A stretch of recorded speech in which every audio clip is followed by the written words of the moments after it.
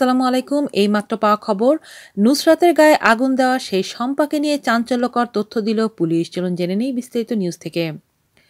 নুসরাত জাহান রাফি হত্যার ঘটনায় আলোচিত সেই উম্মে সুলতানা পপি ওরফে শম্পা ওরফে চম্পাকে গ্রেফতার করেছে police bureau of investigation PBI Feni. Shampa সম্পর্কে গ্রেফতার হওয়া মাদ্রাসার অধ্যক্ষ সিরাজউদ্দৌলার ভাগ্নি। শম্পা ছিল উম্মে সুলতানা পপির ছদ্মনাম। সোমবার ফেনী জেলা পিবিআইয়ের অতিরিক্ত পুলিশ সুপার মোহাম্মদ মনিরুজ্জামান বলেন, নুসরাত জাহান রাফি হত্যা চেষ্টার ঘটনায় আলোচিত সেই শম্পা ওরফে চম্পাকে ফেনী থেকে আগেই গ্রেফতার করা হয়েছে।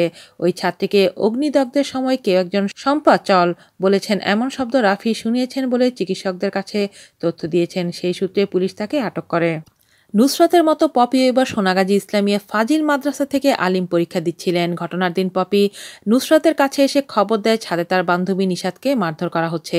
এই খবর পেয়ে নুসরাত দ্রুত ছাদে ছুটে যায় এবং সেখানে আগে থেকে ওত পেতে থাকা অধ্যক্ষ সিরাজউদ্দৌলার অনুসারীরা নুসরাতের উপর হামলা করে, তার গায়ে আগুন ধরিয়ে দেয়। এই সময় হামলাকারীরা পপিকেই শম্পা নামে ডেকেছিল। আজ এ পর্যন্তই। ভালো থাকবেন সবাই। আল্লাহ হাফেজ।